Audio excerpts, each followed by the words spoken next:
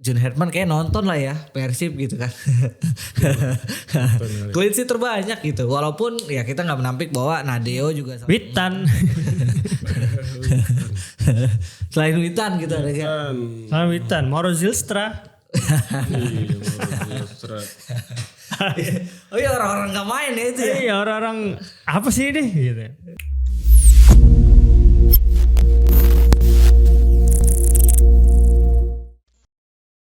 Kembali lagi di Ruang Padit bersama gue Yazid. Ada Bila di sini. Irawan. Dan kita udah di hari keberapa nih Ramadan? 19 atau 20 ya udah. 19 sih. Udah di Segituan lah ya. akhir-akhir lah ya. Tapi alhamdulillah gue pribadi masih belum ada yang kebobolan, ya kan? Lu gimana di? Alhamdulillah sama. Mas Irawan gimana Mas? Aduh. Irawan Mas. Ketawa. Jangan tanya kebobolan dong. Gimana khusyuk nggak ibadahnya gitu lebih ke situ aja dong. Oh, ya udah. Gimana khusyuk Mas ibadahnya? Ya gitu deh. Aman ya. Oke. Ya gue pribadi 10 hari terakhir semoga lebih ditingkatkan lah ibadahnya. Tapi puasa tuh nggak usah dipaksa tau. Iya. Karena kan emang udah jelas untuk yang beriman aja. Iya emang sebenarnya. Walaupun ini diwajibkan ya fardu, tapi di awalnya kan ya ayyuhal mu'minun. Iya. Gitu, ya, kalau. Jadi kalau Anda tidak beriman, Anda lagi bukan Anda yang lagi diajak makanya. ngobrol. Itu makanya itu sebenarnya. Iran puasa nggak pada? Wah itu kayaknya sih kurang tahu, gue nggak baca Puasa info kali ya ya. kalau Iran ya. Amerika Sih ada pasti ada Bang. ada Banyak Amerika pasti. Kalau Trumpnya sih enggak. Ya. Tapi karena tadi subuh tuh kita ditemani dan sahurnya tuh sama kekalahan Inter ya. Mantap. Kalahan Inter ya. Tapi nggak cuma kalahan Inter, tapi ada Garuda Calling tuh tiba-tiba subuh ada Garuda Calling. Dan nggak pakai grafis. Dan nggak pakai grafis, jadi orang harus mantengin tuh nama-nama satu-satu. Ya buat penonton oke lah, maksudnya buat media kan agak oke, gue pause dulu bentar, oke. Begitu nggak ada rilis lagi. Iya nggak ada rilis ya gitu subuh-subuh mungkin. Biasanya kan emang kalau dari PSSI Pers nantinya kan, nantinya kan biasanya kan rilisnya tuh ya jadi gimana ya subuh-subuh. Agak effort sebetulnya. Agak suwe juga sih. Tapi ya ada yang banyak yang menarik lah ya dari Garuda Calling kali ini. Walaupun gimana Mas, Inter kalah juga ya Mas ya. Ya itu. Como sekarang ada di 4 besar loh. Ada di 4 besar Como. Liga Champions dong. Liga Liga Champions. Champions. Hati-hati aja AS Roma, Atalanta, Juve. Aduh. Lewat slow. Wah sabar. Inter nih strategi Persib nih nggak mau ngegas banget gitu biar. Gitu. Oke. Ada bakat pialanya aja ya. Iya. Oke, ini AC Milan nih. Oh iya baju iya. Tiara hitam. Juara lah Reno Salampesi. Iya Reno Salampesi belum dipanggil nih ya. Sebenarnya kalau dari Garuda Calling ya, gue tuh yang gue tunggu adalah nama-nama yang apa ya menarik gitu ya, atau nama-nama baru. Apalagi John Herman ini beberapa kali memantau championship gitu kan, Liga 2-nya Indonesia. Tapi ternyata belum ada nama-nama Dari Liga baru dari championship gitu. Tapi banyak nama-nama yang menarik. Menurut lu gimana di? Kalau ngelihat dari susunan awal nih, lu ngelihatnya apa sih sebenarnya yang mau ditunjukin oleh John Herman dari pemanggilan pertama ini? Kalau John Herman itu kan di awal dia udah bilang dia mau di awal untuk mau coba untuk kasih kesempatan terbuka-terbukanya sebanyak-banyaknya untuk semua pemain baik yang main di Liga Domestik ataupun di Eropa, baik pemain junior ataupun pemain senior. Bahkan di press awal dia bilang ngomong sama 60 pemain terkait tim nasional. Jadi kalau persisnya apa yang diinginkan John Herman di luar press itu gue nggak tahu. Ya, tapi yang jelas dari statement dia coba untuk kayaknya mau ngegambar dulu sebagian besar pemain yang dia scout sejauh ini. Walaupun memang ada beberapa nama yang menurut kita sih bukannya kurang ya, tapi lebih ke kok nggak dipanggil karena ya balik lagi nama-nama baru yang seharusnya di liga yang udah jalan hampir lebih dari setengah jalan ini kan ada nama-nama baru yang harusnya bisa dipertimbangkan. Tapi ya lagi-lagi ya kita nggak tahu apa pertimbangan John Herman dan kita juga nggak bisa overrule itu. Cuma intinya sejauh nama yang dipanggil pastinya ada lah, pastinya mengundang kok begini kok begitu ya, terutama di beberapa nama yang di liga kayak Witan. Kita kan lihat kontribusi di tim juga lagi menurun. Gak usah Witan deh, jangan Witan. Rivaldo Pakpahan yang jadi salah satu pemain muda paling disorot lah sejauh ini. Tapi gak ada di dalam daftar. Ya menurut gue sih kalau reaksinya soal pemanggilan ini kan masih awal ya, masih tahap awal, nanti juga masih akan di-reduce lagi ke pemain-pemain yang dipilih gitu. Tapi ya sebagian besar sih tidak terlalu yang ada kehebohan yang tidak perlu ya. Elkan Bagot panggil lagi dan segala macam. Tapi ya masih panjang lah, ini baru tahap awal. Oke, lu ngeliatnya memang dari awal John Herman pengen ngasih kesempatan aja gitu ya buat yang seterbuka itu buat pemain-pemain yang ada di liga maupun di luar gitu. Makanya dia manggil se-RW nih. Berapa 41 ya? Iya banyak banget. Banyak banget ya. Maksudnya ya daftar awal lah. Daftar awal. Itu juga kan daftar awal. Berarti 41 itu bakal latihan bareng tuh 41 di ABC misalkan. Bisa jadi buat di TC awal ya kan, training center awal. Nanti ketika mendekati untuk FIFA Series-nya baru tuh dicoretin lagi. TC-nya di luar negeri lagi, di Timur Tengah lagi Kayaknya nggak perlu sih ya. Belum ada info tapi kayaknya nggak perlu lah ya maksudnya. Kan mainnya juga di Indonesia gitu. Iya. Biasanya kan kalau TC kayak gitu kan buat apa ya, semacam aklimatisasi, adaptasi cuaca dan lain-lain gitu. Mungkin Timur Tengah kondisi lagi gini ngapain ke sono. Iya, jadi Turki aman. kayak eranya U19-nya ini aja Indra Syafri. Nah kalau lu langsung aja yang menarik menurut lu siapa Mas? Pemanggilan ini. Soalnya kan ada yang nggak dipanggil juga kan. Ada, ya kalau 41 professional squad nantinya bakal dipangkas mungkin kira-kira 23 paling ya. Iya. Umumnya 25 lah. Iya, 26. Ya, kalau 23 berarti 18-an 17-an lah yang bakal hilang. Tapi gue nggak tahu nih bakal perubahan skuadnya tuh benar-benar hanya pemangkasan atau akan ada tambal sulam gitu kan. Kemungkinan sih nggak ada ya karena ini udah 41 jadi ya skuadnya udah bengkak, paling tinggal dipangkas doang. Kalau ngeliat dari squad yang sekarang cukup berimbang, ya kurang lebih ada 20-an, 22 apa 23 pemain dari liga domestik. Sisanya dari diaspora, dari abroad. Itu terus kalau yang pemanggilan menarik yang pasti ya Elkan Bagot umum lah ya. Media-media banyak yang memberitakan Elkan Bagot, tapi emang ya cepat atau lambat nih anak bakal dipanggil lagi gitu kan, tergantung komunikasinya. Waktu itu kan masalahnya ya itulah selek antara pelatih ofisial dan Elkan Bagotnya lah ya. Karena sekarang udah beda pelatih, pendekatannya udah beda gitu. Cenderung satu negara juga. Iya, nah iya John Hetman ngelihat Elkan Bagot main di negara gua nih gitu kan. Ini bisa nih panggil, oke.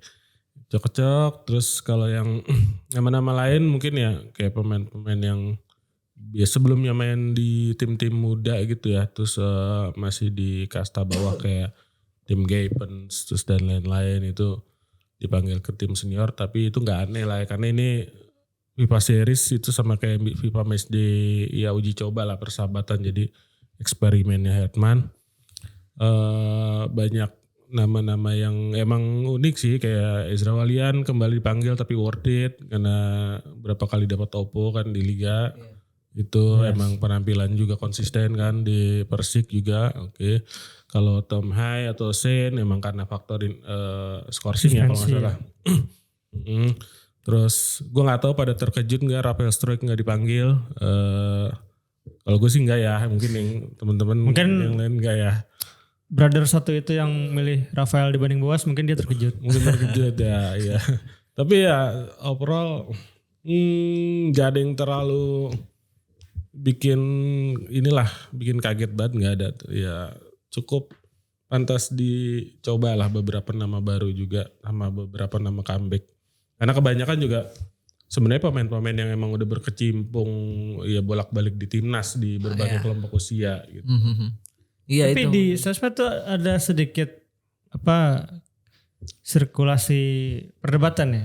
Kenapa kok tim yang banyak clean sheet-nya tidak dipanggil? Lebih dipanggil kiper yang Teja. Iya, Teja. Teja dipanggil tapi kok kiper Nadio dipanggil kayak gitu-gitu. Itu salah satu yang tadi gue bilang. Ini sebenarnya kan nama-nama menarik banyak ya yang di luar sana ya. Iya. Tapi gue lihat di squad ini tuh kebanyakan emang nama-nama yang udah bolak-balik di timnas secara pengalaman. Jadi atau mungkin John Hetman agak belum terlalu berani manggil pemain-pemain yang wajah baru atau gimana. Iya, maksudnya yang baru-baru ini mereka tuh sebenarnya ada di timnas gitu kan, baik itu di kelompok usia ataupun di timnas senior kan. Maksud kita kayak gitu. Memang yang nama baru tuh bagi gue banget ya, nama baru tuh adalah Ezra Walian justru karena dia udah lama banget kan. Dia dari 2000 Sigim Sintayong ya. Apa ya? Kayaknya enggak. Ezra tuh di AFF 2022-an kalau nggak salah.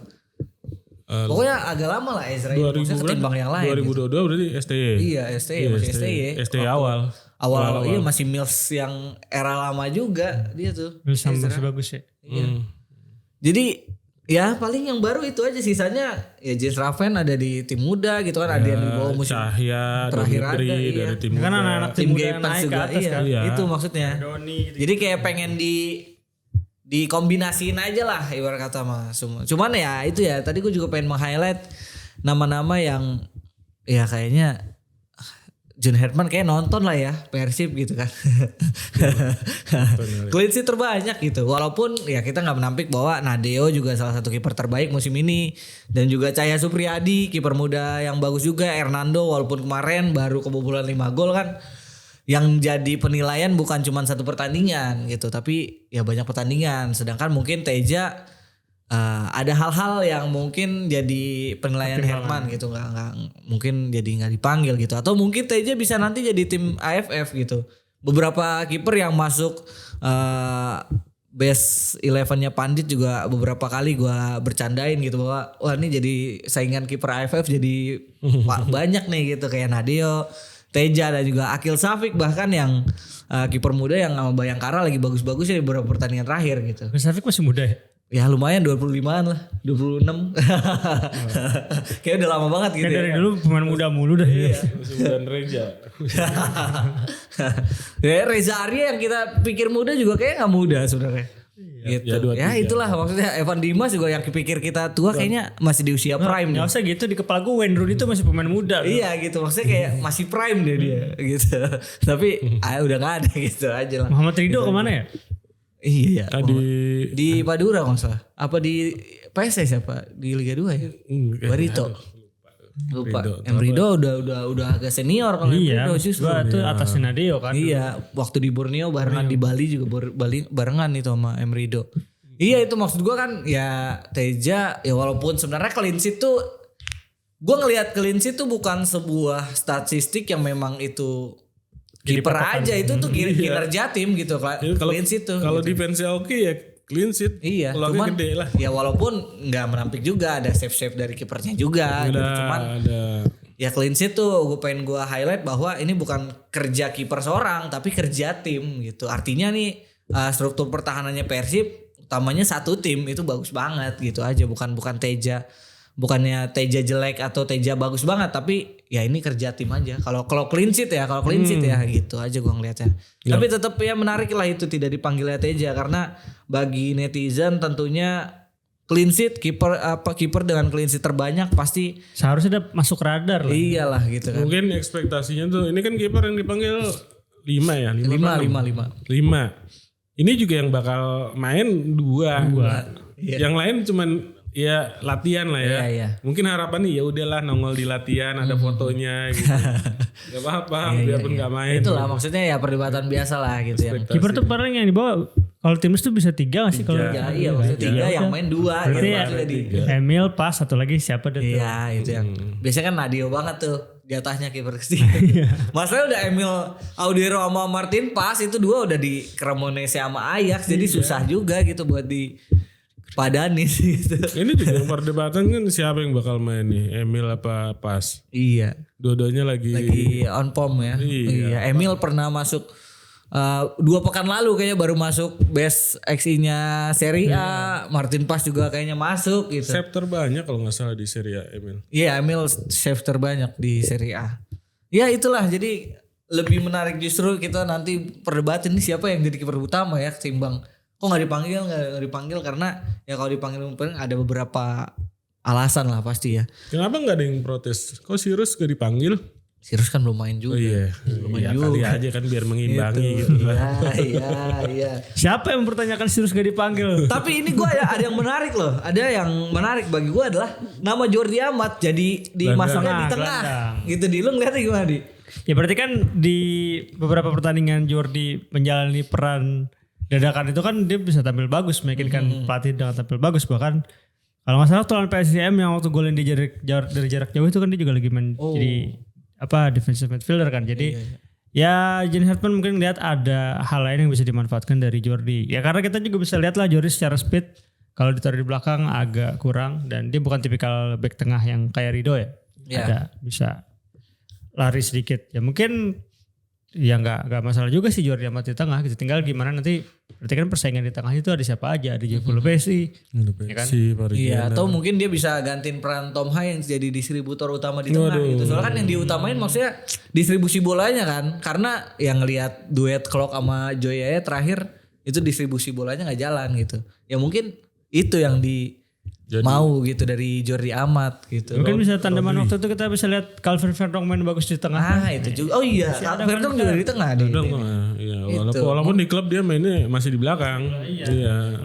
Fullback. Itu ada banyak lah yang ada Ricky Kambuaya. Jadi kalau untuk distribusi yang gerakan-gerakan kemungkinan juga ada satu yang dicoret paling itu si Miliano ya baru cedera ya. Pekan lalu ya baru cedera Miliano. Pekan ini semalam. Oh iya. 2 hari lalu apa semalam pokoknya lawan. Oh itu masih pekan ini ya. Soalnya gue bacanya beberapa hari lalu. 2 hari deh kayak 2 hari. Lawan Zuala. IG-nya langsung pada dicariin tuh. Itu karena banyak banget nih gitu. Kalau gue ngeliatnya itu kayak Teja, Jordi Amat yang maksudnya ya Ezra inilah akhirnya Ezra dipanggil lagi gitu karena ini gue ngelihatnya satu-satunya pemain tengah ke depan gitu yang konsisten di Super League gitu, pemain lokal gitu. Ezra. Iya Ezra. Selainnya mungkin Tom Hai gitu. Ini Ezra tuh rajin golin gitu, rajin assist, beberapa kali juga dapat HP Oppo ya kan. Iya. Itulah kita menarik untuk melihat apa jatuhnya ini ya. Kembalinya Ezra. Penebusan Ezra. Ya, penebusannya Ezra aja gitu. Return of Ezra. Itu dia. Apalagi Ezra kan bisa di tengah ya kan, bisa menjadi pemain tengah, bisa jadi pemain kreatif juga. Sayap juga bisa tuh kan. Iya, jadi ya lengkap lah itu dia. Nah, udah semua kayak pembahasannya. Udah kayaknya. Udah. Janganlah. Kalau lu ngeliatnya ada pemain-pemain yang cedera ya, gue ngeliatnya gue nggak tahu ya, kayak Marcelino cedera terus ya, nggak pernah main sih. Marcelino nih ada masalah apa nih? Bohongan karena nggak kepake aja karena ditutup. Iya, jadi narasi dibangun lagi cedera. Narasi cedera padahal emang nggak kepake. Tapi kalau misalkan emang nggak dipanggil, ya udah aja, kenapa aja bilang emang nggak masuk gitu. Kayak beberapa pemain kan juga Arhan juga nggak masuk. Arhan ya nggak masuk. Iya. Asnawi juga nggak masuk. Asnawi cedera. Pemain abroad itu home ground yang abroad nggak ada yang masuk ya? Iya, maksudnya home ground abroad itu Ramadan. Sananta. Masuk ya Sananta. Sananta lagi beringas juga kadang di luar beberapa gol di Liga Malaysia itu. DRM ya. Iya, itu maksudnya Marcelino ya kalau Marcelino di mana sih? Di Oxford. Maksud gua kalau udah balik. Masih kan di Oxford. Tadinya kan dipinjamin ke Senica apa mana ya? Iya terakhir Trencin. Iya, gue ngeliatnya udah balik lagi kayaknya. Udah balik lagi. Iya. Nah, ntar juga main di Dewa tuh Marcel. Ya kalau misalkan ini gue ngeliatnya bagusnya kayak gitulah. Maksudnya kalaupun emang di luar nggak dapat menit ya nggak apa-apa gitu. Gua di Super League aja tapi yang penting main aja gitu. Gue curiga bahkan kalau dipaksain pindah ke Thailand juga nggak kepake. Iya. Itulah. Tapi lu ngeliat deh. Kalau dari daftar-daftar ini siapa yang sebenarnya ini lagi performanya lagi kurang deh kayaknya, harusnya Witan. Selain Witan gitu ada kan. Selain Witan, Mauro Zylstra. Oh iya, orang-orang gak main ya itu ya. Iya, orang-orang apa sih ini gitu. Ya tapi gak tahu, balik lagi Jordan Hartman. Mark Locke lagi baru sembuh cedera maksudnya. Emang Mark Locke kapan inform? Maksudnya lagi si John Hartman ya, lagi-lagi kita kan nggak tahu, ini masih plan awal. Mungkin data yang dikantongin John Hartman ini masih data 2-3 minggu sebelum ini gitu, bukan data terbaru. Kan kayaknya juga rekapan-rekapan dari dia safari ke Sawangan, ke Bali, ke Eropa. Ya mungkin setelah balik dari sana Hartman baru ngumpulin namanya, ya nama-nama inilah yang dia dapat gitu. Tapi kalau soal kok dia dipanggil padahal lagi nggak perform, ya itu dia justru pertanyaan kita semua kan ke arah sana gitu. Iya, Tapi kalau ngelihat kayaknya ini memang masih panjang jalan untuk seleksi, ya mungkin aja Hartman pengen lihat Witan latihan langsung di depan dia kayak gimana. Pertimbangan yang sebenarnya kita juga nggak bisa menghakimi kenapa ini dipanggil, kenapa ini enggak. Iya. Oke. Ya sesuai keinginan, sesuai kebutuhan lah. Maksudnya kalau kenapa Witan lagi nggak perform tapi dipanggil, terus kenapa Struijk juga lagi nggak perform tapi nggak dipanggil, kan ada dua perbedaan ya. Balik lagi itu hak prerogatifnya pelatih. Ada hal-hal yang mau dilakukan sama pelatih kan kita nggak tahu. Iya, intinya maksudnya ya nggak bisa lah ya netizen milih pemain sendiri, ntar kayak Simon McManamy. Iya, pilihan netizen. Pilihan netizen dibantai. Oke, terakhir Mas, menurut lu siapa kira-kira pemain muda yang kayaknya ada 8 sampai 10 nama pemain muda lah ya gitu ya, dari tim-tim muda juga, dari maksudnya pemain U23 ke bawah yang bakal akhirnya dapat tempat lah nih di tim senior kali ini. Yang enggak dicoret maksudnya nanti. Nih 41 kalau gue lihat sih beberapa nama yang sebenarnya gue nggak tahu performanya di klub gimana karena nggak merhatiin, tapi yang harapan gue masih bisa kita lihat ketika FIFA Series nanti yang pasti satunya Elkan Bagot. Gue pengen lihat perkembangannya dia gimana setelah malang melintang dipinjemin Ipswich kemana-mana gitu. Terus kita nggak pernah lihat lagi di timnas kayak gimana penampilannya. Terus terakhir kemarin kalau nggak salah sempat baca beritanya dia udah debut di IFL ya bareng Ipswich kalau nggak salah. Itu pengen lihat juga seberapa kemampuan dia klik lagi di squad. Terus nama-nama lain paling Adrian Wibowo, pengen banget ngeliat gue penampilannya gimana, karena ini kan nama dari LAFC, MLS yang gue sendiri nggak nonton MLS kayak gimana. Jadi Adrian Wibowo secara performa keseluruhannya dalam satu pertandingan gue nggak pernah lihat, cuman ngeliat di highlight doang. Gitu. Jadi pengen lihat juga gimana performanya. Oke, kalau di pemain muda yang menurut lu kira-kira bakal dapet tempat nih kali ini? Doni Tripamungkas. Oke. Karena kan ini pemain udah hatam banget dari berbagai level umur ya. Kapten demi kapten, timnas demi timnas. Bahkan dia sempat ada periode main lebih banyak untuk timnas ketimbang timnya gitu. Jadi kalau ada satu pemain muda yang gue pengen lihat penampilannya di timnas senior kali ini di FIFA Series ya Doni Pamungkas. Terus ya pastinya Cahya Supriyadi. Walaupun sulit kalau untuk bahasa menggantikan Emil sama Martin pas masih jauh ya. Tapi intinya ya pemain-pemain muda yang dipanggil sejauh ini juga ya bisa jadi, namanya kan FIFA Series ini nggak ada istilah gugur atau terdepak segala macam. Pastinya kayaknya juga Hartman akan ngasih kesempatan yang lumayan besar untuk semua pemain supaya main gitu. Jadi menurut gue ya kalau ditanya siapa pemain muda ya jelas DTP sih. Oke, Donitri ya, apalagi mainnya di GBK tuh. Iya. Nah, mungkin udah hatam tuh dia rumput GBK. Oke. Betul ya, DTP Victor Dayton sebetulnya di PSM lumayan kepake tapi ya oke lah boleh. Oke, itu dia pembahasan kami seputar Garuda Calling kali ini. Menurut kalian siapa yang harusnya dipanggil dan siapa harusnya yang tidak dipanggil? Coba ramaikan di kolom komentar. Sampai jumpa di episode berikut ya.